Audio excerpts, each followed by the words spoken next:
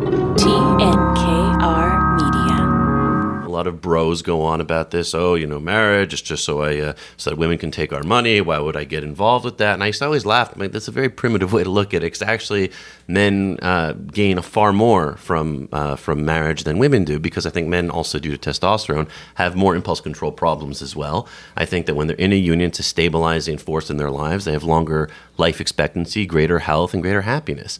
And higher salaries. And higher salaries. The Goldwaters is brought to you by Goldwater Dubé, shaping the history of Canadian family law since 1981. The Goldwaters vous est présenté par Goldwater Dubé, modeler l'histoire du droit familial canadien depuis 1981.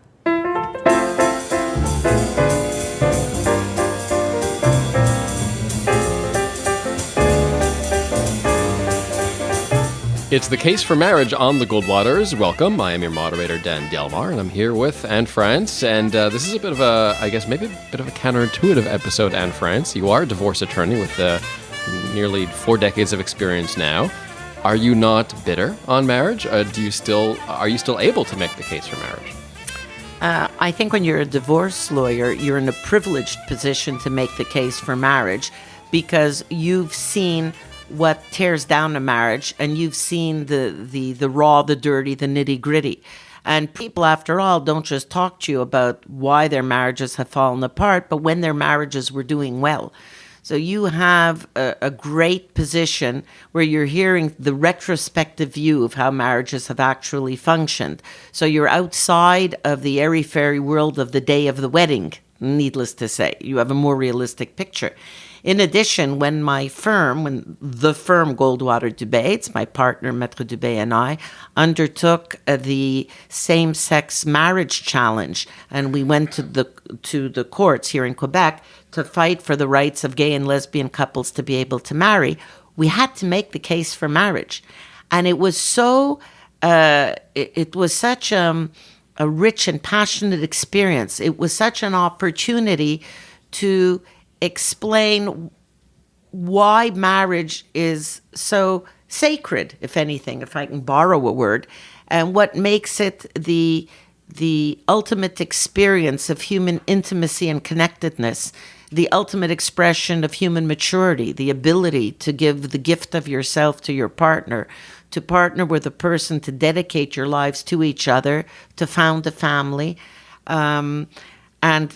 and it was so great to be able to invite other people into that club, to give people the opportunity to make that commitment, to experience that ultimate sense of mutual obligation and duty and selflessness for the most selfish reason, which is love. That's kind of the paradox.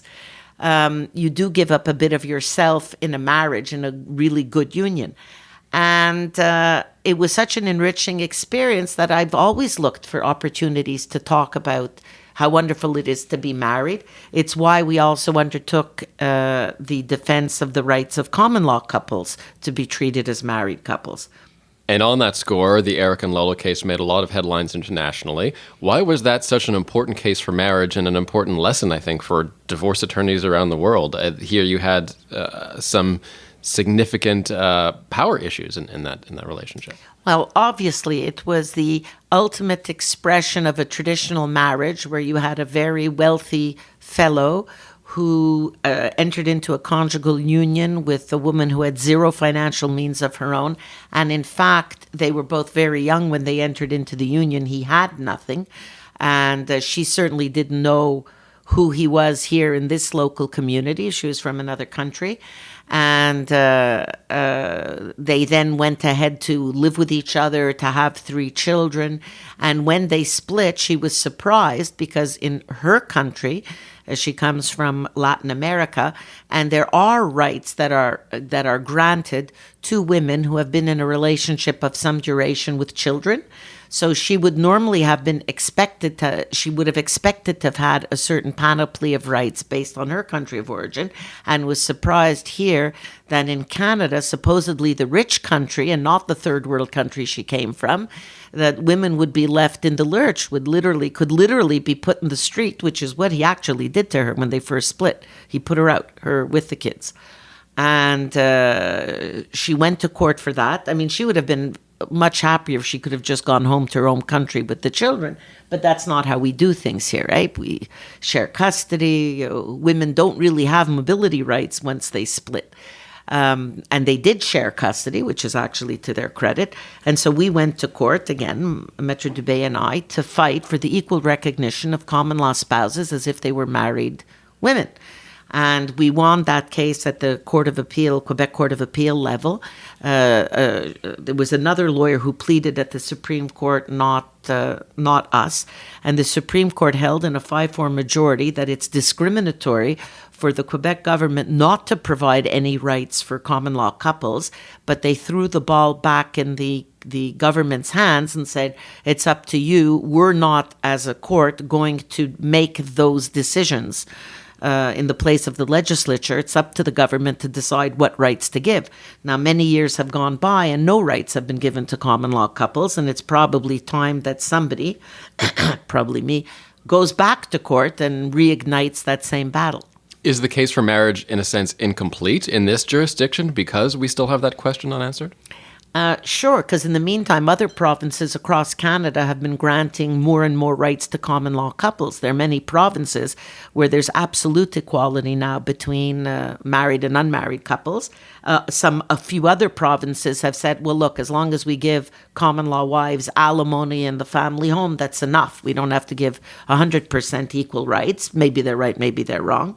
But Quebec still remains unique in its hostility toward the idea that women could have rights in a common law union, and that's what should go back to the courts, because Quebec as a province has, for cultural and religious reasons, sort of rejected marriage as an institution because it's too associated with the Catholic Church.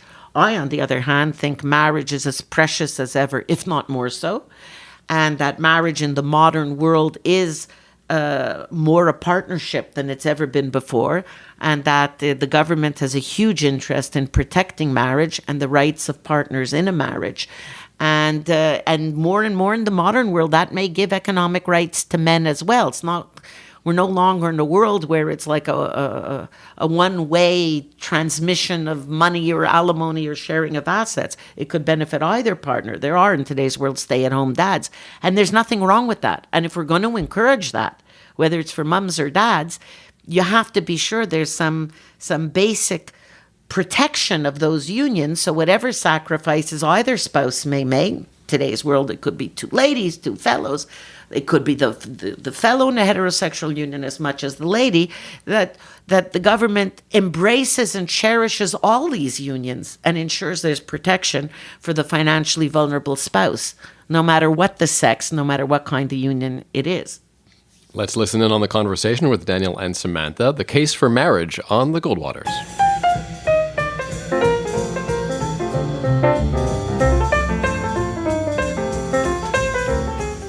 So speaking as an old person, I want to start with the mystery of marriage. Is marriage an institution and we all aspire to be members of that institution? Or is marriage something that we created for our individual pleasure and satisfaction, in which case we're free to redefine it in every generation? What does it mean to you? Well, I think the definition of marriage or the function of marriage has changed dramatically over the generations. The impression I have, and you would of course know better than this, Mom, than I, is that it started off much more as transactional, much more about property rights. Marriages tend to be with shorter life expectancies. Marriages tended to be not to last as long, so it wasn't necessarily, it was a religious commitment, it was a shorter term commitment, it was a gateway into adulthood, and it was a property transaction, like where the father is giving his property daughter to another man for his property. I think over time, the definition of marriage has changed quite a bit, and people tend to see it much more as a romantic thing, a celebration of their commitment, rather than as a milestone into adulthood. And for the way that I see marriage, I guess I'm on trend. I see marriage as not necessarily a transition into adulthood or something about property rights or anything having to do with religiosity, but just as a celebration of the commitment and of the relationship that's there. That it's, I see it more as symbolic than anything else. So it's a party. It's it's not the wedding. The wedding itself is kind of a party, and it's a nice party where you can have your relationship as the center, the focal point is of the party, where your loved ones are coming to celebrate that. But it's something that actually you brought up to me. You're actually very influential in this. I remember when you were talking about years ago when you were fighting for gay marriage, and you were reviewing with me your arguments that you were presenting to the court.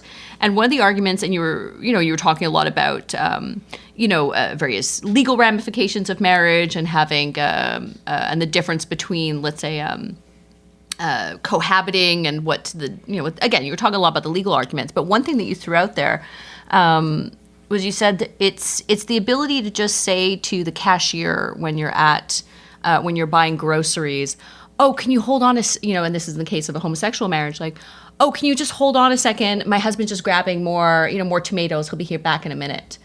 And it's just that, even just having a title or words that fit how you feel about the person you're with and that's societally accepted.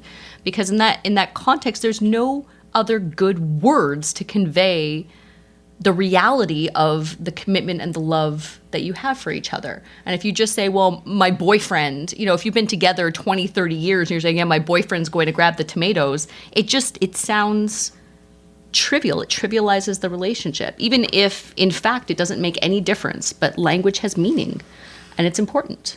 Well, yeah, but I agree with you, and I think what you said is big part of it, social legitimacy, right? To what extent, when we're married, it's seen as you are an adult, you're a good bourgeois, you're stable, you're worthwhile. There's legitimizing element to it, which is all. Yeah, not fine. even just in terms of yourself, but in terms of as a couple, it's saying that on le fait pour du vrai, like we're serious about this relationship. This is real, and we've gone through all the markers to show ourselves and to show you how for reals this is. But following that principle too far afield can lead to unhappy marriages as well, where a lot of people, of course, get married to keep up with the Joneses, to please their families, to please what they perceive to be the perception of others. And my view on the goodness of marriage is maybe a bit more dry. I see it as a self-binding device. I see it that at the end of the day, we're all given to we all have impulse issues, some more than others, and that when you enter into the union, the costs of dissolution of the union grow naturally, because you might have to partition your assets, and that alone, I think, is a good. I see it because then, in which case, it's protecting you from your future impulse. Your future impulses working against you, because especially with respect to men, one thing that, of course, the data show. I was about to say, and I say this all the time. When I was practicing more, and I had a lot of male clients, or among my friends, and a lot of bros go on about this. Oh, marriage is just so that women can take our money. Why would I get involved with that? And I used to always laugh. That's a very primitive way to look at it. Because actually, men gain far more from marriage than women do, because I think men also, due to testosterone, have more impulse control problems as well. I think that when they're in a union, it's a stabilizing force in their lives. They have longer life expectancy, greater health, and greater happiness, and higher salaries. But so I see it purely in sort of like an economic decision making, and again, not like financially per se, but the power as an economist. So wait, marriage therefore is good for its dissuasive effect, like mandatory prison sentences for possession of drugs, because it dissuades you from divorcing. Yes, particularly men. Well, but I can see like that? I can see what you're saying. On one level, I agree with you, Daniel. On a broader societal good level, I believe, I have full buy-in with what you're saying. But I think on an individual level, that seems kind of pathological to view that in terms of a reason to get married as an individual. I can't see myself looking at my partner and just saying like, well, I want to be sure that in 10 years, if he, gets turned on by some other woman, he'll think twice about it, because it will be really hard for him to leave me, and we'll have to, split up our assets, and that will suck. And what about, his health? And that's going to be a big consideration. So this is going to be some broader economic good. Well, you could dress it up with the bells and whistles of romance and cultural expectations and goodness. And I'm not saying that's not important, but I'm also arguing more for a more of a drier calculus, rational decision making. That if you just think of it in those terms, it's a good. And then if you want to import whatever attitudes you have about romance and marriage, go ahead. That helps it. It makes it more more of a upbeat decision rather than sort of a dismal science type of perspective. Why would it be an inherent good to perpetuate a marriage and to want to protect a man from his individual impulse to stray, go elsewhere, or otherwise dissolve the union?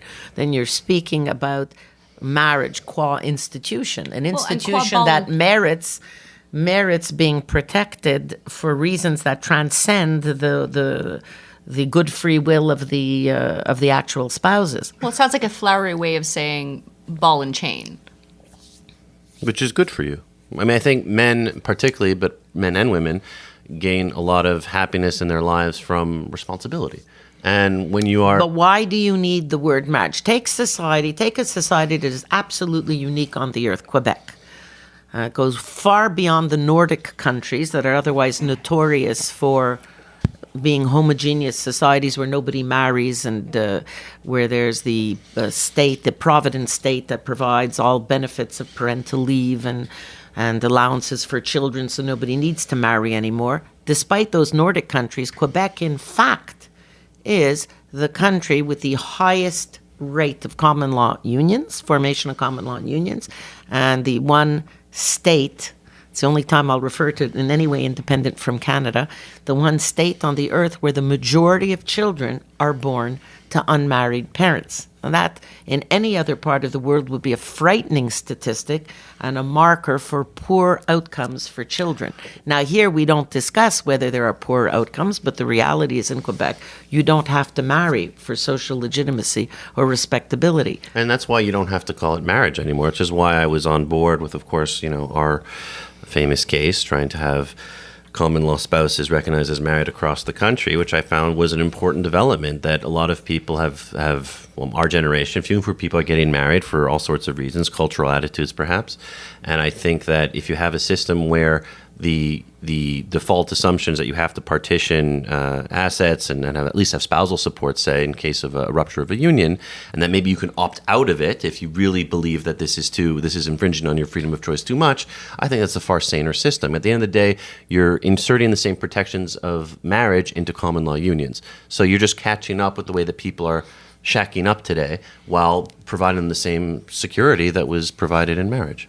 Well, I think that's important given that people have, because even what you're talking about, Mom, in terms of Quebec being unique in the world, in terms of having, in terms of cohabiting and having, like common law spouses rather than marriage. And even a lot of Quebec couples, even when they are married, will still refer to their significant other as their boyfriend or their girlfriend, mon chum, ma blonde. Even instead of saying husband or wife. Exactly. But in fact, Quebec is really leading the way, and the rest, everything else is kind of, a lot of the other countries are following. In fact, in the States now, by the time they turn 30, 2/3 of American women have had a baby, typically out of wedlock.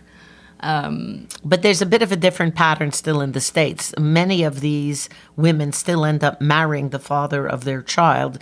In the United States, is still way behind us in Quebec, in the sense that marriage is still accepted as a valid institution. It just takes longer to enter into marriage because you have to afford the wedding ceremony, you have to finish your education. There's a lot more prerequisites to attain that status. But it's still considered inevitable for most people. Whereas in Quebec, there is very much an ethos, and it was started, in fact, by the boomers, who were the real radicals in this. It's your fault then. That's what you're trying to say. It's always the boomer's fault, essentially. Yeah. But one thing that came out of our from the data that we looked at in our And case Eric and was Lola. while we talk a lot about the cultural particularities of Quebec, and you have to speak, of course, about the Quiet Revolution and the rejection of the church, and there's very particular cultural details here to absorb. One thing that also came out is that the reason people weren't getting married, it's expensive. Yeah. And I mean, and that's something that we should, I think it's more of an obvious thing that everyone can relate to. And I, for one, while I've come across perhaps already as someone who's very pro-marriage, I also think at the same time that it's the cultural expectation of spending tens of thousands of dollars. I think the average now in the States is $30,000. I think that's absurd. I think that it's a down payment on a house. Well, right. I think it's... I don't know where you're looking for us, but that's not a down payment on a house anymore. Well, and where you depends think you can be married for $30,000, you haven't attended the weddings I've attended. Well, you're speaking to your social class, and you are I have no minority. social class. Whoa, whoa, whoa, whoa. I No, barely, you have I no barely class. have No class. There we go. Right, you're classless, but But you do at least have social class. but that is something that pains me. Something I've seen. I mean, it's not nothing scientific, but even among my cohort of males, I mean, as people have they been getting more of them have been getting married, it comes up all the time. The anxiety of that, they're like, oh my God, I have to spend so much money on this, and it's talk about rational decision making. That's to me is the irrational part of this whole thing. Is that no, you should be in this union for what I think again are the more self-binding elements of it, and it's going to have benefits in terms of future happiness. I think that's where the Orthodox Jewish community, and I'm sure there's other traditional communities I don't know about as much, but they have it right. They're huge communities, and they pool resources to permit young people to get married, because in these very traditional religious communities, kids get married at 18, 20, 22, which is unheard of in the majority population, the majority secular population, where the average age has passed 30 now for marriage.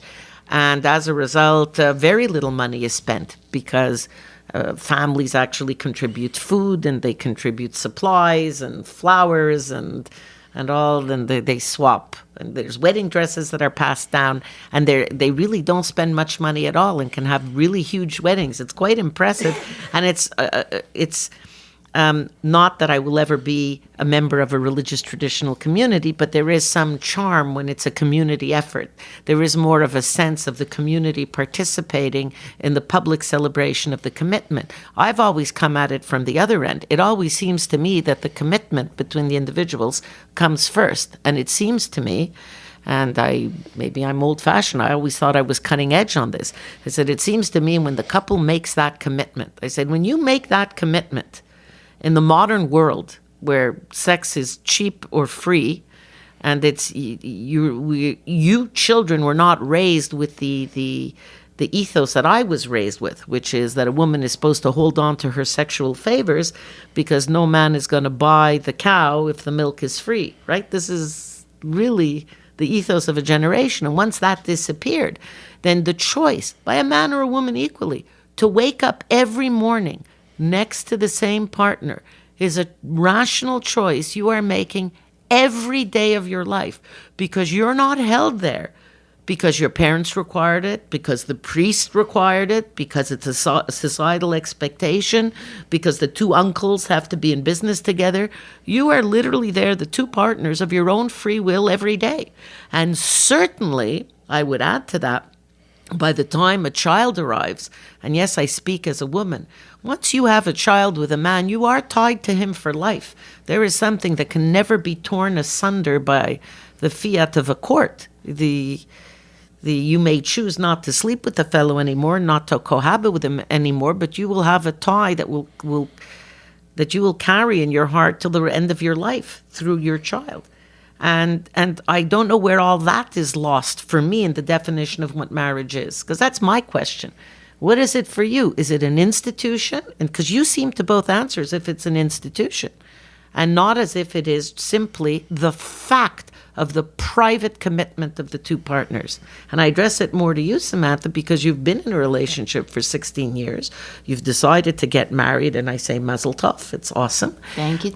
Just got engaged. Yay. Yay.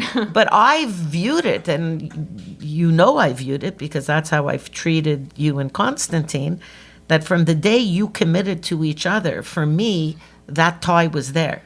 For me, I'm delighted you're going to get married. I'm a mother and a grandmother. Of course, I'm delighted. But for me, you've been married for those 16 years. You have children together. You are married in my perception of the world. Well, and I think for us, and this is a very individual case, and I'm not sure if we're on trend with this or not, or if it's, but I agree. There's been no doubt about, for Constantine and I won't speak for him, but for me, like, there's been no doubt about our commitment to each other for the time we've been together. Our finances and genes are already commingled. Our stuff is commingled. And I have no concern, to your point, Daniel, that, unless he puts a ring on it, he's going to get distracted by something shiny and, some shiny tassels and go somewhere else. Yeah, but you also don't know where things are going to end up. I'm not suggesting that. There's also sometimes illness or injury or job changes. There are other things that they cannot, they're not foreseeable. Well, we've also been together 16 years, so we have been already through illness and injury and job changes, and we're still here, and we're still together. I would remind you, Daniel, that your sister almost died 7 years ago in that car accident. And when I saw that look on Constantine's face when you came to pick me up and we were going to drive to intensive care in Kingston, and we didn't know if we were driving to an alive Samantha or to see a cadaver to bury Samantha, that look on his face, it would have been the end of his life. If I ever had any doubt, and I didn't, at that time, what I saw then, I'm not doubting that. Every individual there's case no is different. ring. There's no ring. There's no piece of paper. There's no pretty party that replaces or changes that commitment. As a divorce lawyer, I believe in it all the more. And that's a commitment that transcends the better and the worse and the sickness and the health. And if there isn't that commitment, to me, it's not a marriage, it's a nothing. Of course. But when there is that commitment, which is nobody's business but their business, to me, that is what marriage is. And it predates the word marriage, and it predates the church and the synagogue, and it predates rights of property and ownership, and it bespeaks the most elemental part of who we are as humans, the ability to make that commitment. Of course, and it's I'm elemental, telling you, and and you were it's- there, and you were there that day. I'm not arguing that you should And be I'm marrying sure- people you're not committed to. And I'm sure when you saw Constantine's face, you know, Lionel thought if Samantha was going to end up handicapped, he was going to devote the rest of his life to take care of her, to retrofit the house and take care of her in a wheelchair. And he was going to be the one to convince Constantine to leave and to go make a life. That's how distraught Lionel was. And I looked at him and I said, Constantine will never leave, even if Samantha's in a wheelchair. You don't know these conversations we had. Yeah, but situations can be You were in very a coma. different. Well, you've told me about the conversations. But if you tweak the circumstances, like God forbid, you know, if Samantha had brain damage, permanent brain damage, and God forbid she didn't have a family that can support her, or that he didn't have a family that can support him, and then all of a sudden they were dependent upon Con's income, and Constantine can't necessarily sacrifice his career to take care of his wife, who's now handicapped. Yeah. What then? Well, I mean, there might be over time, he might be inclined to at one point leave the union. You don't know, because it becomes too stressful for him. And then my sister would not be protected by the law. She would not have an ability to have some sort of financial support from him, to have some sort of partition of assets from him. Look, and I agree with you on, I agree with you on one point in terms of the legal ramifications of marriage, in terms of the broader societal good, then I think that, there's some really great and very important arguments for marriage. In terms of each of the individual cases, I don't think that that's why on an individual level people get into marriages. I agree. And exactly. I agree. And so That's even not for, what they're thinking of. Well, but no, I think and being having been with Constantine for 16 years and having, grown up in a family of family law / divorce attorneys, and having had, our own parents get divorced, it's still, like, I know a lot about marriage. I know a lot about the dissolution. I know a lot about the legal ramifications of, but it had less than nothing to do with our decision to get married. And in terms of our commitment was always evident, I think, to each other. And there was never a question, I think, for either of us. And who knows what the future will bring. Of course, things can change. But for us at the moment and for the past 16 years, there's never been a question of even the possibility or even the fathomability of not being together. So why get married at all then? Well, it's just, and it may sound kind of absurd, but for me, it was really just to have a category that feels comfortable and fits the reality of our commitment to each other. And it may sound like a silly thing, but a lot of it is just the words. And it's hard to find, I'd refer to him sometimes as my husband, and he would refer to me sometimes as his wife, but there's always that slight hesitation in the back because it's not actually true. It becomes like there's that 2% hesitation where it's like, no, this is my husband, but we're not actually for reals married. And then saying my partner which feels kind of like a business transaction. And yes, he's my partner, but I guess we're kind of in the business of raising children together. I don't know what, or keeping a home together. But it's not quite that. So I'd say significant other, but that also feels uncomfortable. Boyfriend seems absurd. I used to call him my conjoint to play on the French term mon conjoint. But there's nothing that really feels like it fits. And it may sound really basic, but he's my husband. And I'm his wife, and I want to be able to just say those words without any inhibition because that's what fits. Here. That was my same-sex marriage argument in a nutshell.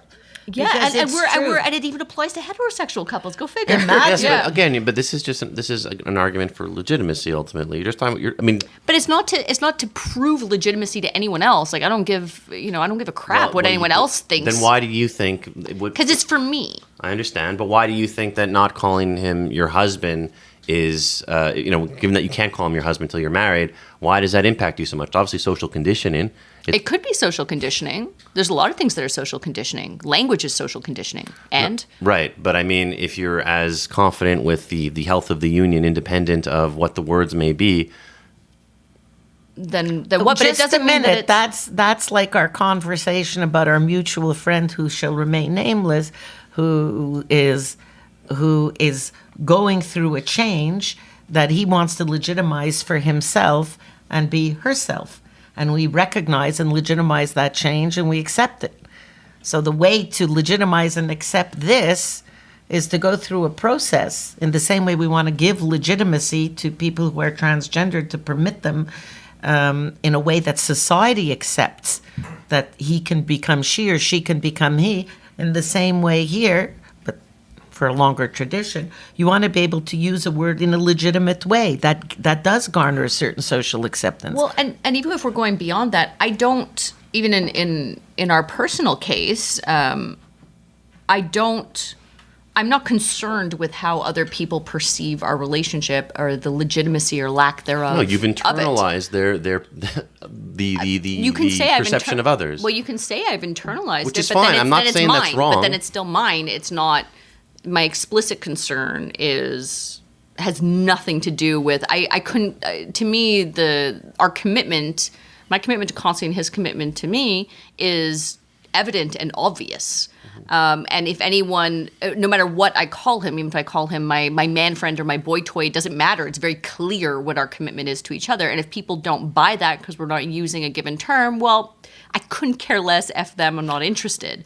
And you can say, well, that's an then why do the terms matter to you? And that's an internalized social judgment. Yeah, you seem to have undone your own argument by saying that you're fully confident about everybody else's perception of your relationship, which of course is true. Well, I'm confident about it, and I don't much care if other people doubt it because it doesn't change the reality of it. It's just, it's a very, very, I don't know how else to say it. It's a very basic thing. I just want, for me, for my own, I guess, for my own comfort and identity, for everything, for my own comfort, I just want to have a term that fits the reality. Well, look, I'm not trying to say that there's anything wrong with that. I'm just trying to maybe think that, everybody's in a different situation. Yes. And I'm not saying that our situation is indicative or generalizes to anyone else. And perhaps it's like, it might But I be- am definitely delayed. I guess we're on trend in terms of delaying. But if you marriage for compare so long. yourself to, say, unions where there is a working mother who doesn't necessarily have the same educational attainment as you or the same opportunities for economic advancement in her life, the decision to get married is a very different thing.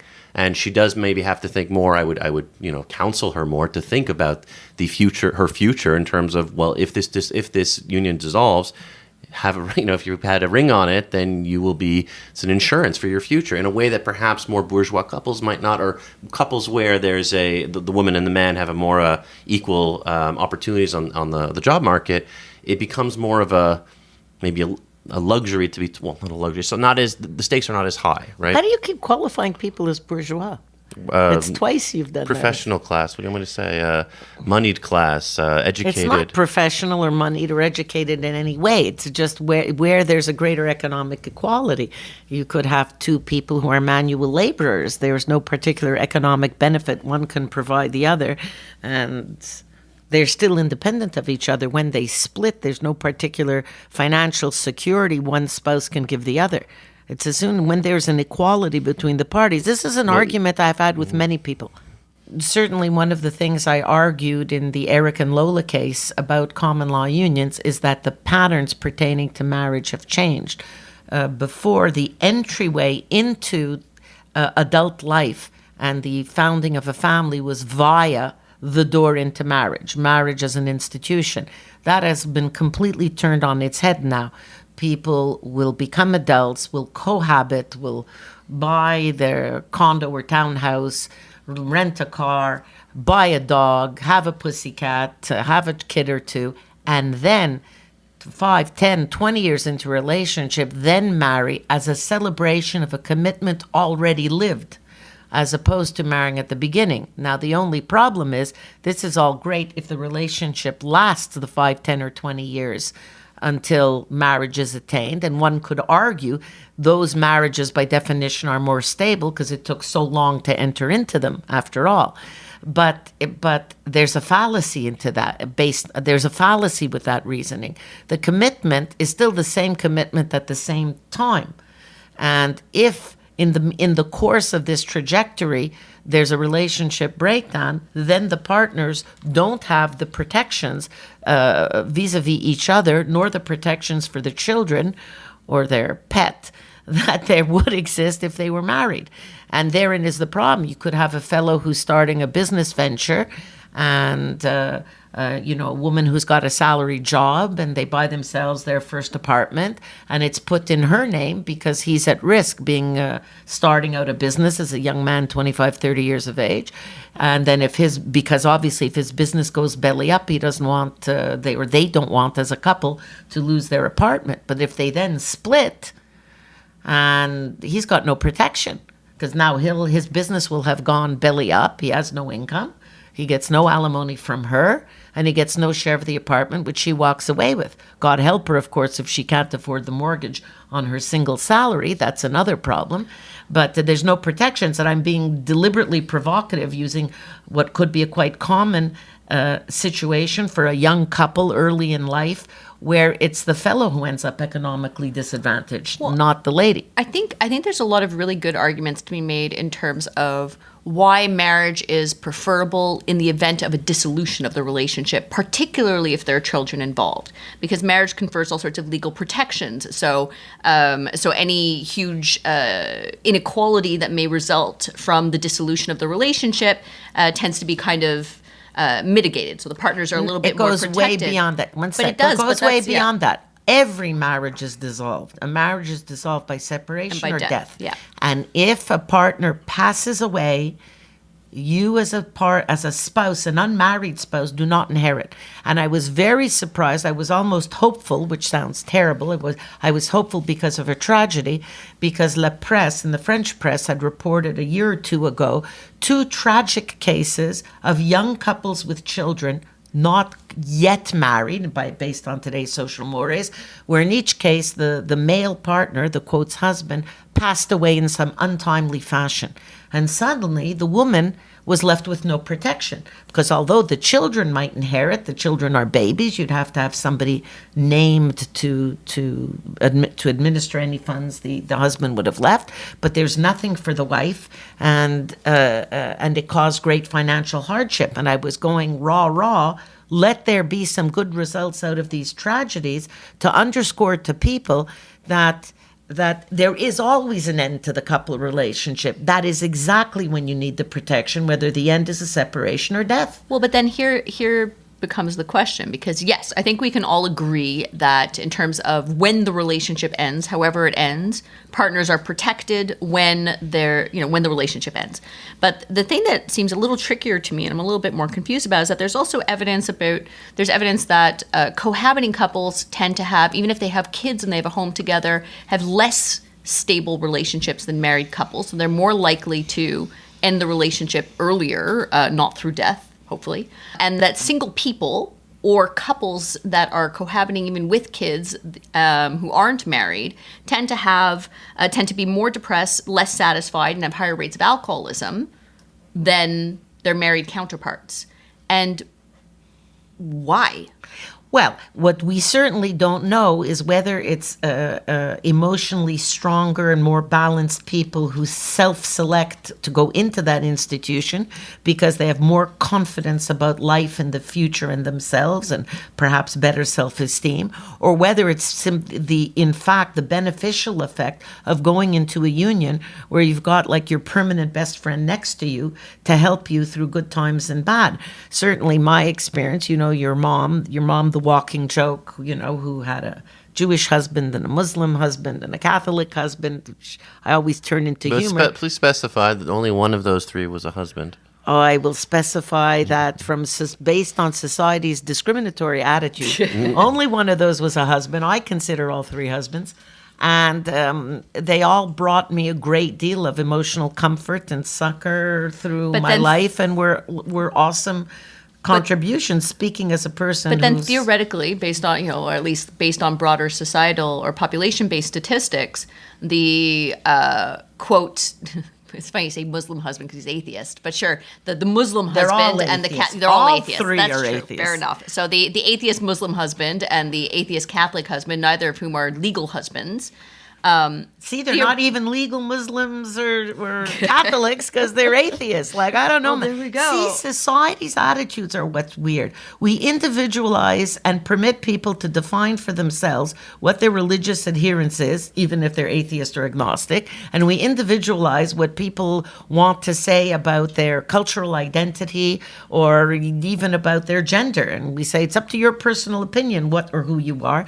Why can't that be the same with marriage? Why can't it be marriage because you say it's marriage? It is marriage that the state would look at you and treat you and consider that between yourselves, with each other, if you've treated each other as married, well, then you are married, and then you owe each other these obligations. But sure, that's in terms of legal obligations, but my question becomes, because statistically, your cohabiting relationships, you would be less happy and less satisfied or have greater risk factors, mental health risk factors, than were you legally married in those relationships, or at least in a broader population-based statistics. So individual results may vary, but in terms of broader statistics. Listen, Celine, those statistics to create divisions between groups, I'm very, very suspicious of. In the Eric and Lola file, it reminded me of that book, The Bell Curve, which is, why are you crowing if Group A versus Group B? Bell curve spoke to differences, racial differences in IQ. You're talking about, but Bell curve spoke about birth differences. Marriage is saying you opt in or opt out. It has nothing to do, you don't opt in or opt out to skin color. It wasn't just skin color. It was cultural differences, like Latinos. It's cultural differences, too. It has nothing. Well, I have a there question. are Latinos who are white or black, but that's not the point. The point is, anytime you take two groups of people, left-handed Albertans versus right-handed Ontarians, you're going to measure a difference in something. Maybe it will be in penis size. What do I know?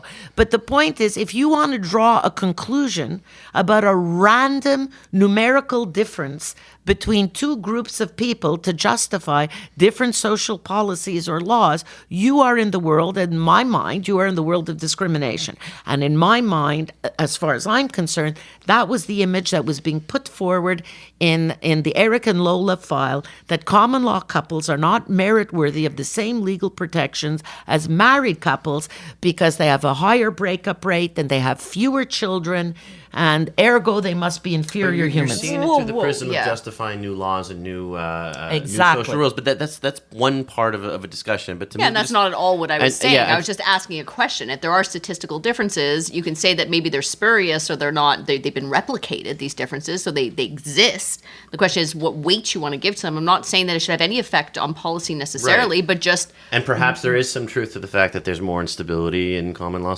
unions than there is in married unions, whether or not, independent of whether or not they should all have the right to the same rights and the obligations. But it's not independent. It is a reason for society to give them even more recognition. You should give more recognition to the disadvantaged But you're getting group. into social policy and what Well, good what else? laws... I'm a lawyer. What else do I care about but social I'm trying to pull you away policy? from your legal thinking and think more in terms of what what the facts are about marriage today, independent of legal justice. So The fact is very simple. Canada is moving in the same direction as Quebec, and the United States is following behind the rest of Canada, which is that younger and younger generations, each new generation sees less and less relevance to engaging in the formalities of the generation before them. And it's a lot of them: First Communion, baptism, bar mitzvah, Sweet 16, and is that a good marriage. or a bad thing? That's what we're really discussing here.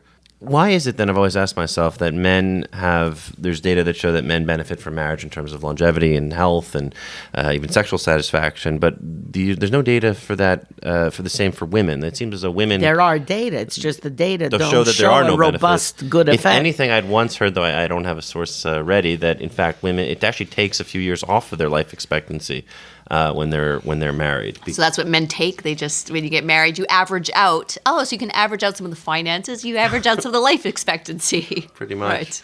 We're like sponges. Why do you think that is, though? I mean, considering you've had such experience in the field more than I have. Because men on their own lead nasty, short, brutish lives, and it's only the civilizing effect of women that does something good for So them. what's And I'm the going to benefit tell for you, women? I What's have the benefit numbers for for you. women? I have numbers. I for know you. the numbers. What's the benefit for women? The best, the most stable relationships are two women living together. Right. Two women, a lesbian relationship. They are the most emotionally stable and the most gratifying. They After tend that, to also make more money when they get married.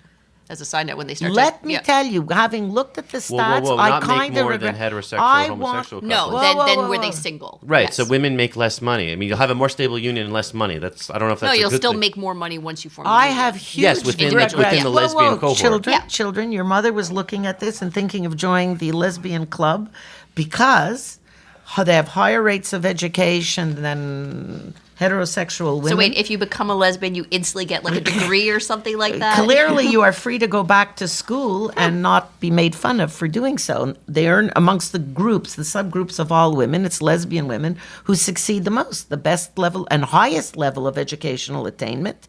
In fact, better than, competitive, if not better than, there's- heterosexual men. They earn almost as much as men, which is kind of galling. It's galling if you think about it for a minute, because we've pondered and pondered, why is it after so many years women still earn so much less than men? And when you see that lesbian women earn almost as much as men, and other flavors of women, heterosexual women and bisexual women, earn less, substantially less, it's mind-boggling how the discrimination must apply. There must be a greater personal assertiveness amongst lesbian women, perhaps a feeling of being less oppressed by men. They don't have to be sort of inféodés to the men. They don't have to be more submissive to placate men, right? I'm postulating, some theories I'm speculating that permits them to achieve the way you would expect. Because remember, there was a poll done here over 10 years ago that showed that the average Quebecois woman in the cohort of 18 to 45 years of age has 2 years more scholarity than the average Quebecois man, 18 to 45 years of age, and yet men continue to earn more money. Yeah, Same but poll. that's not necessarily systemic discrimination. That could also just be the choices of that cohort and what types of jobs they want. So, in other words, the fact of being heterosexual and desiring to enter into a relationship with man is actively harmful to the educational achievements, the career aspirations, and the economic outcome for heterosexual women. Depends That's how you terrible. depends how you see it. The family income is higher. Family income is higher among And heterosexual who has the couples. benefit of that upon dissolution? The men. The men walk away with that greater earning capacity and greater savings. And the women walk It's away galling. with an equalization of the assets that were accrued perhaps by the First, male. if they're married, if they haven't signed a prejudicial prenup, which most women sign to please the men, because men are totally willing to refuse to walk to the altar unless the woman signs the prenup renouncing to all her rights. And when I say that, hashtag not all men, but yeah. Yeah. that's you see, even when the two spouses are the same age with the same educational attainment for reasons I do not understand, and I cannot even begin to speculate about, men are more protective of their economic futures, their careers, their future earnings, their savings than women are. Women put the value on getting married, on founding a family, on raising children, and men put the value on protecting their assets. If you look in the province of Quebec, the grand majority of the subgroup of people who are going to have assets in life have a marriage contract separate as to property, even if the two people married at the same age, same educational level, two bankers, two doctors, two lawyers. But when there's the possibility of future wealth and earnings, the man makes sure that the lady has signed that type of prenup. If I have the sociological data, and we spent, I think, a couple of $100,000, as I recollect, to develop the sociological data, at least for Quebec, which demonstrated that even during the marital union, when the woman earns more money, even in such situations, she is still more likely to favor of pooling of resources, meaning a joint bank account where everything goes in, so her higher income, the husband's lower income, and the money is then used on family expenses. Or she will then put her additional income to child-oriented expenses like private school for the kids that the father might not otherwise be able to afford. Whereas in models where it's the man who earns more income, which is the majority situation, you are more likely to have a financial model of separate bank accounts where there's sharing of the cost of the expenses, not sharing of resources. So the husband keeps an additional reserve, which, of course, is then not spent on the family and most traditionally spent on transportation, meaning the fancier car. And I'm not making this up. You know, I had complaints to the bar that I talked about this in my legal arguments in court. I'm not making this up. And I had to submit the sociological material to show I'm just saying what's true, whether the masculinists want to hear it or not. That's a simple truth. It's not my data. Those are the data. And I want to tell you something else. What was most galling is that these data are equally robust in married couples and unmarried couples. The only thing that was sad about the data that also applied married, unmarried, man, woman, is that the lower income spouse, which can be the man, just as much as a woman, tend to impose upon themselves a somewhat lower standard of living than the well-to-do spouse, which means we still have unhealthy attitudes about money that transcend the kind of union and that afflict men as much as women. Because I would find that very sad if a man and a woman, or two men or two women, are in a union, and simply because one has a lower paycheck than the other, that person feels guilty about buying a nicer dress or shirt and tie. So there's still some sadness in there that transcends the sexes. But the part that is still the most galling is that in general, women have a different attitude toward the pooling of resources in their conjugal unions than men. And women put the emphasis on their family. I like that. I'm proud of that. I don't dislike that. But I don't understand how it is that it occurs to so many men, again, like the case of Hartshorn and Hartshorn when they were married. This young couple already had a child, about a year or two old, a little child, and she was just pregnant with a second baby. So they had a 100% stable union with children in the mix, and they were getting married, and he insisted on her signing a prenup that put them, what we would call in Quebec, separate as to property, and that would even give up her rights to share the eventual family home. And this is why that case went to the Supreme Court.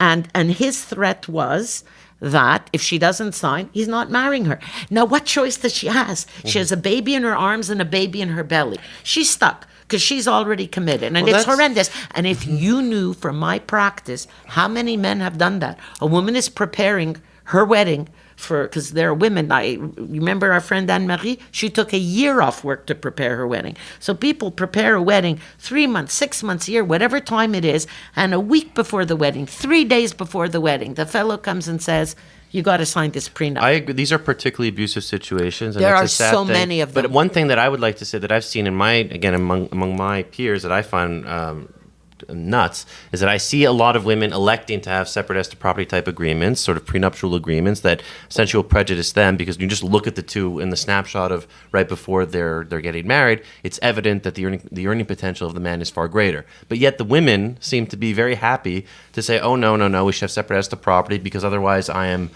this makes me more of a feminist. There's some sort of expectation. No, for I'll women. tell you what that was, because it's the unusual history of Quebec. It's in the unusual history of Not Quebec. just in Quebec. No, I'm talking about friends across Canada as well.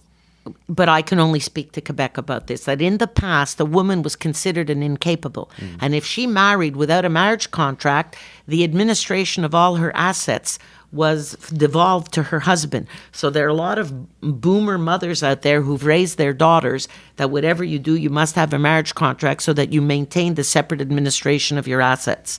And the problem is, of course, because in this province we separate lawyers and notaries simply do not give the right advice to young women. To say, you sign a contract separate as to property, you're putting a nail in the coffin of your future unless you're independently wealthy. Or unless you have no womb and you're planning never to have children, you're always going to have your own independent I don't income. know to what extent it's what you described, that it's the boomer mothers who are misinforming their daughters about the administration of their own wealth. I think a lot of women today, if you were just to ask them, millennial women, I think a lot of them would just say that, no, this is me married truly for love. No woman is going to wake up in the morning and think before her wedding, with the 20 million things she has to do, is going to think, I better drag my future, my intended, by force to the notary to make sure I give up my rights to my future. No woman does that. That's not the reality of how it happens. I have a mixed practice. I have a huge practice. I've been practicing now. I'm in my 37th year of practice as a divorce lawyer. I've seen a few divorces. But I've also seen it tends to be more conservative or more, say, immigrant ethnic communities who are more sheesh to these things. No, What do you mean? Not signing a prenup. I've noticed come that on. with respect to more young progressives, young progressive women, I find that if you talk about if you just propose that to them, honey, would you like to have a separate as to property, have a prenup that we don't partition assets? I think most of them might get have the attitude that this is a good thing and I'm a good feminist because I'm not engaging in that discourse of taking money from my husband. If your point is you're seeing the latest cohort of women getting married and the mistakes they're making, I can only shrug my shoulders. I'm seeing people when they're splitting. So I'm seeing people who've been married for a period of time. So if women are continuing to make that mistake today in the name of this vicious feminism with a vengeance, But isn't that part of the situation? Isn't that part of what explains the Quebec particularity? That I think a lot of women, even when they're informed that, by the way, being common law, you're missing out on partition of family assets. They don't believe it. There was a sociological study done in Great Britain. Why does this myth perpetuate, the myth of the common law union? People continue to believe, notwithstanding all proof to the contrary, that if you're with a man a certain number of years or you have children with him, you have the same rights as a married couple.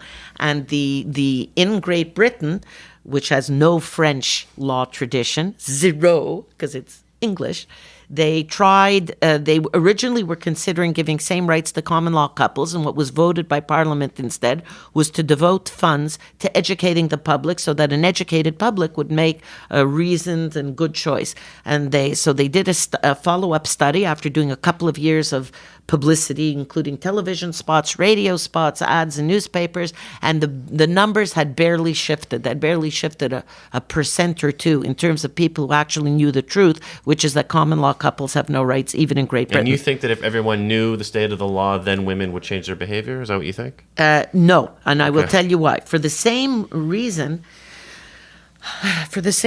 women are foolish enough to have children in the first place. If you thought about it for a moment, and you thought about the unfair distribution of labor and wear and tear on your body and responsibility the rest of your life, any sane, rational human would not bear children. But women do it every day. And even after having a child, come on, you certainly have met enough women who've had a very terrible experience having bearing a first child. Go ahead and they'll have a second child or a third or a fourth. Presumably because it makes them happy. At a huge cost. But we are wired, I know it's not popular to say so, but women are wired to make these sacrifices and to do anything, to found a family, to take care of a husband, to take care of the children, to found a home. I mean, one of my favorite jokes at the Just for Laughs festival, if you will recollect, was a lesbian comedian who made the joke that how can you tell a lesbian on a second date? She comes with a U-Haul. So, it's even a joke amongst non-heterosexual couples that women strive for relationship and commitment and men don't. We never finished that study. You know who are the least stable and emotionally reliable unions? Gay male couples. Gay male couples. So we have always concentrated on paradigm that married couples are more stable. Let me finish. Married heterosexual couples are more stable than unmarried common law heterosexual couples, but we forget that it's the lesbian couples that are the most stable and the gay couples that are the least stable, which should teach us, in fact, that the single greatest risk to the stability of your conjugal union is the presence of one or more men. So if we eliminated males in conjugal unions, then the problem would be solved. We'd have stable unions, no divorce, and you and I, Daniel, would be out of business. Well, this comes full Which would circle. be a great tragedy. It comes full circle to my original point, which is really it's about risk aversion and self-binding. That's how I always see it, is that exactly what you just said. It's, men are more risk happy than women. That is one of the most important distinctions between the sexes, and that I want to be protected from. Didn't I say something about your short, nasty, brutish lives, like chasing the saber-toothed tiger and looking for stock market gains that don't exist because you do frantic churning of your portfolios? Not good. Not good. Not good in prehistoric times. Not good now. Well, I mean, I am pro-marriage because I think that it is particularly good for men for the reasons I had said. I had explained prior. They report having higher levels of happiness, higher levels of sexual satisfaction. They have longer life expectancy and greater health. Those to me already seem like pretty obvious reasons to get married. And I also think that it is. One thing that I've noticed I had a friend recently who was about to get married, and he asked me his advice about getting a prenup. And he's a lawyer, and his spouse-to-be does not have the same earning capacity as he does. And I advised him against it. I said, if you really want to make sure that this union does not have the same sort of salutary effects upon you, then that's what a prenup will do. Because the whole point to me is that it's harder to extricate yourself from it. And so if you're going to have a prenup, then you're working against all the benefits that I see in this. I think that in terms, pro or against marriage, I think as things currently stand in terms of, if I was going to look from a more macro perspective in terms of statistics and in terms of laws and protections, then I think, for sure, go for marriage. Absolutely. Couples fare better on a whole bunch of different rubrics when they're married than even when they're cohabiting over long-term relationships. In terms of their mental health, in terms of stability of the relationship, for the kids, makes it a lot easier. Well, not easier. There's more protections when the relationship dissolves if you have a legal marriage. That said, were the law to change to reflect the increasing reality of what's happening, where fewer and fewer couples are getting married, but it's not stopping them from being in long-term committed relationships and having children and doing all the things that used to be considered to be reserved for married couples. So were the law to change where cohabiting couples would be treated the same as married couples, then I don't know. Then it'd be interesting to see how the data start to shift over that, over the course of that, and if some of the advantages, the relative advantages that married couples have over cohabiting couples, if that would start to be washed out once the law started to reflect the current reality. Well, I think it would, and I agree, and that's why I'm also endorse the notion of common law unions having the same legal consequences as married unions. I think that at that point, exactly, you're giving them the same provisions, the same protections, and if anything, I think it also works against something that I've expressed I feel uncomfortable with when I see again how men react to this, the great cost of a marriage and all the of the union itself, right, of the celebration. Sorry, yeah, and I find that is a big reason why a lot of people aren't getting married, because it's expensive and because they don't want the. I don't think people marry or not marry based on the presence or absence of legal protections. First of all, because of the general ignorance, what the protections are and are not. And people marry and don't marry based on a whole bunch of other societal factors, like their parents' expectations, their religious affiliations. For many people, they cannot even cohabit without marrying. They must marry to enter into a union. That still applies. That's no good, though. That's not a good reason to get married. But that's their individual belief, and there is no reason to believe that those are better or worse marriages than marriages that are preceded by cohabitation. In fact, the statistics will show marriages that are preceded by cohabitation are less stable again. I happen to think it's because people who are religiously observant and marry are less likely to divorce because of the social stigma of divorce in traditional communities But of are that they kind. happier then? You know what I'm going to answer that? God only knows. Fill in the God of your choice. But be that as it may, I think people marry or not marry by the cost of the wedding, and as you pointed out, by where they are in life, have they finished their education, they have career stability. People's decision to marry or not to marry are a function of a bunch of sociological factors. And if it- so I think behavior won't change. I just think that marriage is like I don't think that too behavior awesome to miss out on. Well, I think that you're touching on a few things because we're getting to a lot of the discussion is around, well, there's these legal and sort of statistical realities in terms of the difference between a legal marriage and cohabitation. But again, day-to-day schmucks like us, we don't choose, even, you two are both lawyers. I don't think any decision in terms of whether to get married or whether to cohabit has had anything to do with or has very little to do with the legal consequences of it. It just becomes, well, because you believe in it or you feel it or you want it or because you feel some societal pressure, who knows? And even for, so I think in terms of whether pro-marriage or against marriage, in terms of once you start to divorce it from sort of the broader legal realities and statistical realities of it, that's where I'm a bit more on the fence. And it just becomes I think that it's important. I think symbols and language are important, and I think they do matter. I don't think it necessarily has to be marriage per se to represent the commitment of the union and to demonstrate to yourselves and to your community how committed and in love you are and what the relationship means to you. But for now, I think it still is. So what are the secrets of successful marriage, Mom? You should know. You're a divorce attorney. Ask me something difficult.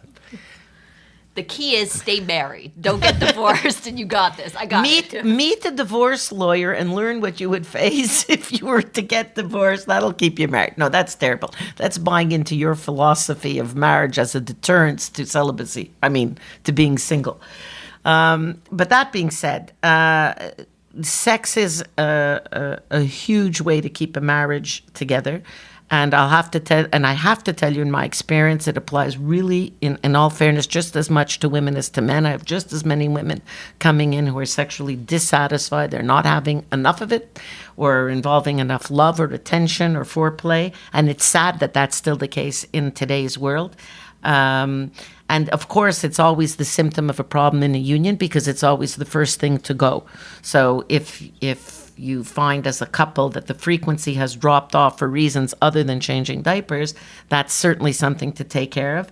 And the reason it's so important is not because of the sex itself, but because it symbolizes forgiveness in the couple, which might sound very Catholic. I'm not trying to sound Catholic, but it's the moment where you forgive all the sins of the day and you reunite as an intimate union of two people. And so failing lots of hot sex every day, there has to be the moment of forgiveness that you manufacture in another way, because there is no life that is perfectly gratifying. There is no, perfect union of two spirits that is going to last 20, 40, 60 years without moments of conflict. And you have to dedicate those moments to forgive and to forget and to reaffirm your huge respect and appreciation of your partner. And 5 minutes a day on that, I'd have to say, would really be a terrible, terrible thing, because once again, you and I would be out of business. If when people come to me with some of the failings they report, in the context of, what you often hear has been a very successful union, people who've had children and who've loved each other and they've traveled and they've studied and they've done all kinds of awesome things, and I'm dutifully taking notes. And then for a conflict of the last 6 months or a year, usually about some absolute practical stupidity, they want to throw it all in the garbage.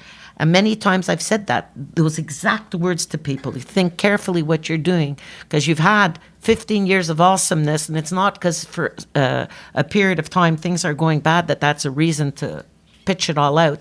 And sometimes people do go home and reflect, and that's great to know. But the success, the way to keep the divorce lawyer at bay is to focus on expressing that respect, that consideration, and that forgiveness for your partner. And if I may add something in there, I think, yes, a lot of married couples will start to complain about sort of dwindling sex in their relationships as symptomatic of a bigger problem, and sometimes it definitely can be. But sometimes it's a little bit of a myth, because married couples do have sex more than single people do. They have more oral sex too. Very important. Yeah, very important. Very Single important. best reason for marrying is right there. And initially in a relationship, it's still quite common for people to have, when the relationship is still novel, maybe you're not seeing each other quite as much. It's more common to have, more sex relative to the time you see each other. And as you're together for much longer, you may be having less frequent sex. It doesn't mean that the relationship is less committed, and some people are less intimate. Some people start to, sometimes people start to interpret it that way. So after kids or after a stressor, after being married a long time, now they're having sex once a week, once every 2 weeks, and they're saying, oh, this obviously shows that there's a big problem in our marriage. We feel otherwise intimate and otherwise connected, but we ought to be having more sex based on some arbitrary standard. And I think that can sometimes introduce problems. So it's finding, let's say, the right amount of sex for you in the relationship and having that as an open discussion. And a lot of times, even in terms of getting more sex going, it's just, it sounds like a strange thing to say, but just starting to get it going, even if you're not totally in the mood. A lot of times your genitals are going to follow your behavior and you'll start to get into it. And that, so sex. Isn't it great how our genitals accommodate us? Well, that's it. Sex begets more sex.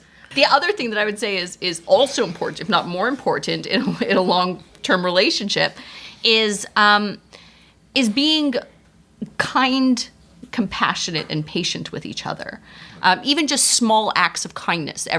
Just to always think, gratitude is really important. To keep thinking about, that people have, what you do for your partner. What they do for you, not always think about what they need to do for you, but to think about, ask not what your partner can do for you, but what you can do for your partner. Hear, hear. And really think of small ways to be able to express, just those little acts of kindness every day. That one text message in the day just to say that you're grateful or you appreciate what they did, to help, those little things make a really, really big difference in terms of relationship and in terms of longevity, in terms of intimacy. And I think really being willing to, if I think of couples that come into my practice, and a lot of times where they're getting into difficulties is that life gets stressful, life gets busy with work and or with kids or with whatever. And then you start to take the person that you're with a bit for granted. You don't recognize how they're showing love, and they may show love differently than you do. So for me, for example, I tend to show love much more verbally and physically. Constantine tends to show love much more in terms of the things he does for me. And so recognizing that, and they tend to have a lot more confidence, in the nitty gritty, but they tend to try to resolve a lot more issues when they're still feeling upset at each other. And so a lot of it, even just if I can give one tip, if I can think of the one thing that I would recommend for couples, one of the most important things in terms of improving the relationship is to, when they're upset, to wait a bit, calm down, and then when both people are calm, come back to each other and try to resolve the actual issue. And that seems to be one of the greatest sticking points in relationships where people get in trouble, is they try to deal with things when they're upset. And once they've calmed down, then they don't want to touch the issue at all because they don't want to get each other upset again. And so the issue sort of continues. They keep hurting each other's feelings over and over and over, and whatever the underlying issue is not dealt with. So if you're really upset, you're really pissed off, you're really miserable, calm yourself down a little bit if you're too upset to talk about it, and then come back and deal with it after. In my experience, the best parts of a relationship are not the sex. It's sort of what I think Mom had alluded to prior, is the witnessing someone's life day to day, and asking your partner, how was your day? I find to me those have been really the most romantic moments that I've had, where I like getting involved. I was like, all right, you're having a problem with someone at work. Like, what's the drama? Tell me. I want to know. Are you having problems? Worried about your career, your brother, those are the moments I find are the most enhancing. That the most basic friendship is way more satisfying than, the sugary moments of sex and going out on nice vacations. I like that part of a union. That's actually really beautiful. And, that's very romantic, Daniel. It's true. Yeah, so I think it's kind of putting it together as schtupping is nice, sex is nice, sure, but also to have, to be kind to each other, be patient with each other, and to be interested in each other. You kind of think those were the prerequisites that would bring people together to begin with, and yet They may oddly, be. Well, they I think they are, but sometimes you forget along the way. Those are things that you need to continue to prioritize.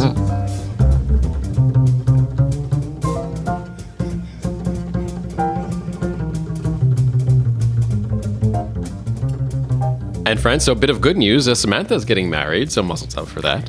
thank you. What do you think of the discussion? I was quite surprised. First of all, I was surprised, delighted, and relieved that Daniel is so pro-marriage. And it gives me hope for the future as a future grandmother to future children he might actually make one day. And then as for Samantha, I guess I wasn't really surprised.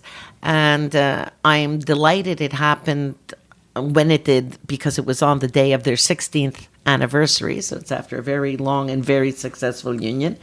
And for me, I do take it as part of her generation, or maybe her personality and that of Constantine's, that for them, it's a celebration of the commitment that they've already succeeded at. It's the success that they're celebrating. Because for me, as the mother and the mother-in-law, from the get-go, I knew this was it. This was the relationship. There was not a doubt in my mind. I gave my son-in-law shares in the business right away. I said, Your family, we're blood now for life. For life. We also talked about the secrets to a successful marriage. You mentioned sex. To put it more maybe diplomatically, intimacy. Would that be maybe the takeaway, that never losing intimacy is the key to a healthy marriage? Well, just so. I'm sad sometimes for couples, because I'm meeting real people, like real people who really, really loved each other. And I'm sad when I'll learn through the narration of the story that there's a point at which people stop patting each other on the bum or squeezing their shoulder or giving a kiss at dinner time or coming over when it's time to wash dishes and nibbling on the ear of your partner.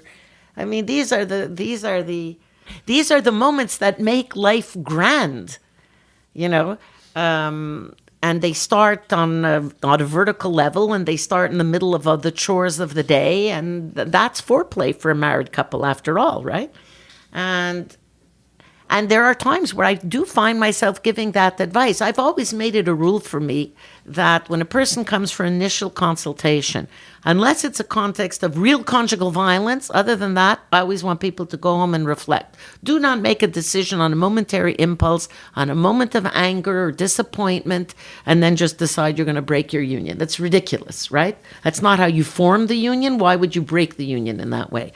And I've been very good at respecting that rule of making sure the client goes home and takes time. And sometimes I will give that advice. Listen, maybe it's even cost me business. Maybe there are people who've gone and said, oh, she didn't take a divorce from me right away. I'm going somewhere else. But I would really rather people have that moment of reflection and to have somebody mirror back to them what they're saying and saying, there's ways to get past this problem.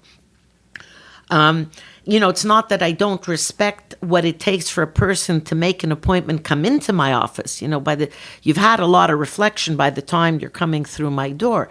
But it doesn't mean that it should be that easy to divorce. That, here's some papers, sign, and we're on our way. So I'd like to think I do that little bit to make it less easy to walk away from a union, unless you really, really, really have to.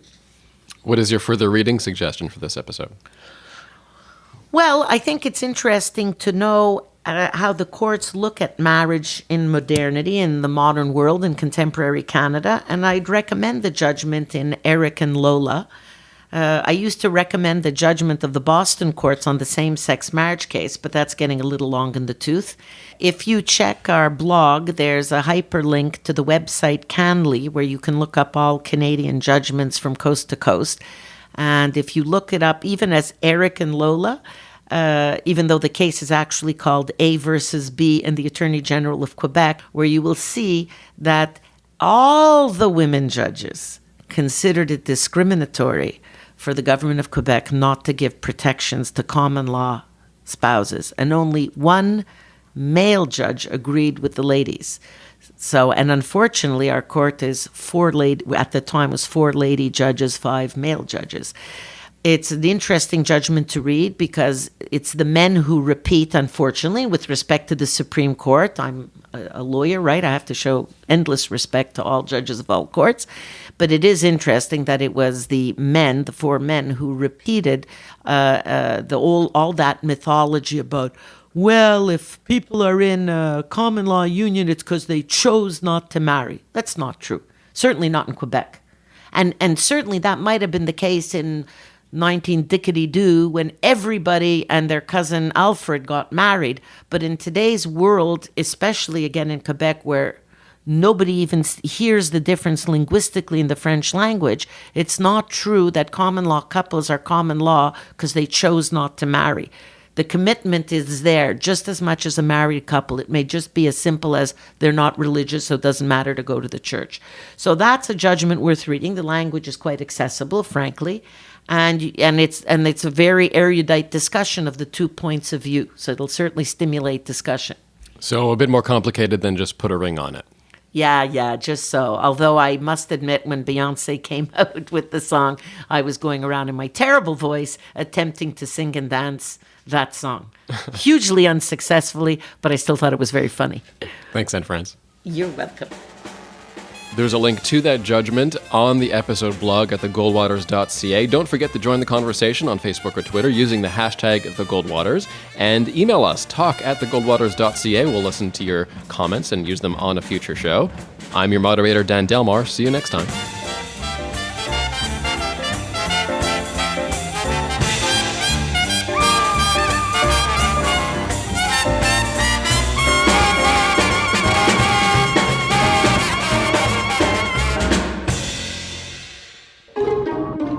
This has been a production of TNKR Media.